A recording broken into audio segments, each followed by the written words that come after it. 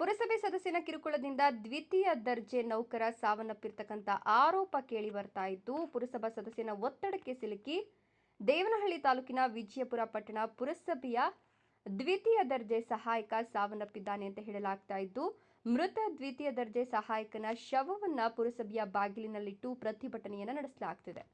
38 ವರ್ಷದ Pavan Joshi brain stroke ಆಗಿ ಸಾವನ್ನಪ್ಪಿದ್ದು, ಪುರಸಭಾ ಸದಸ್ಯ ಅನೀಫುಲ್ಲಾ ಕಿರುಕುಳಕ್ಕೆ ನೊಂದು ಇದೀಗ ಪುರಸಭಾ ದ್ವಿತೀಯ ದರ್ಜೆ ನೌಕರ ಪವನ್ ಜೋಶಿ ಸಾವನ್ನಪ್ಪಿದ್ದಾರೆ ಅನ್ನುವ ಆರೋಪವನ್ನು ಮಾಡಲಾಗ್ತಿದೆ. ವರ್ಷದ ಹಿಂದೆನೆ ಅನೀಫು ನನ್ನ ಗಂಡನ್ಗೆ ಬೆದರಿಕೆ ಹಾಕಿದ್ದ.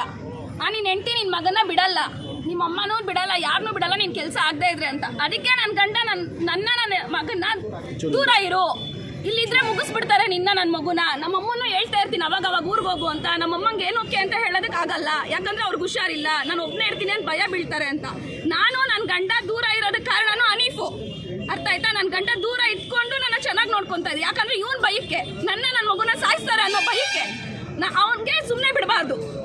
ಮೃತ ಪವನ್ ಜೋಶಿ ಶವವನ್ನ ಪುರಸಭಾ ಬಾಗಿಲಿನಲ್ಲಿಟ್ಟು ಕುಟುಂಬಸ್ಥರು ಹಾಗೂ ಸಂಬಂಧಿಕರು ಪುರಸಭಾ ಸದಸ್ಯ ಅನೀಫುಲ್ಲಾ ಫೋಟೋಗೆ ಚಪ್ಪಲಿಯಿಂದ ಹೊಡೆದು ಆಕ್ರೋಶ ಹೊರಹಾಕ್ತಿದ್ದಾರೆ.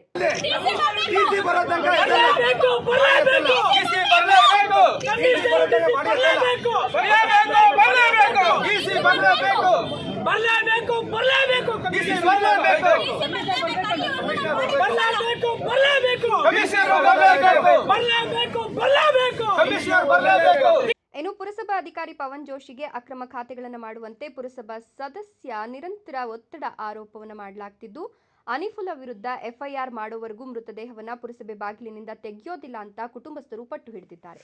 ಪುರಸಭೆ ಬಾಗಿಲಿನಲ್ಲಿ ಮೃತದೇಹವಿಟ್ಟ ಕಾರಣ ಹೊರಗಡೆ ಅಧಿಕಾರಿಗಳು ಬರಲಾಗದೆ ದಿಗ್ಬಂಧನದ ವಾತಾವರಣ ನಿರ್ಮಾಣವಾಗಿದ್ದು, ವಿಜಯಪುರ ಪೊಲೀಸ್ ಠಾಣಾ ವ್ಯಾಪ್ತಿಯಲ್ಲಿ ಪ್ರಕರಣ ದಾಖಲಾಗಿದೆ. ಇನ್ನು ಬೆಂಗಳೂರು ಗ್ರಾಮಾಂತರ ದೇವನಹಳ್ಳಿ ತಾಲೂಕಿನ ವಿಜಯಪುರ ಪಟ್ಟಣದಲ್ಲಿ ಇದೀಗ ಸಾವಿನ ಆರೋಪ ಕೇಳಿ ಬರ್ತಾ ಇರತಕ್ಕಂಥದ್ದು.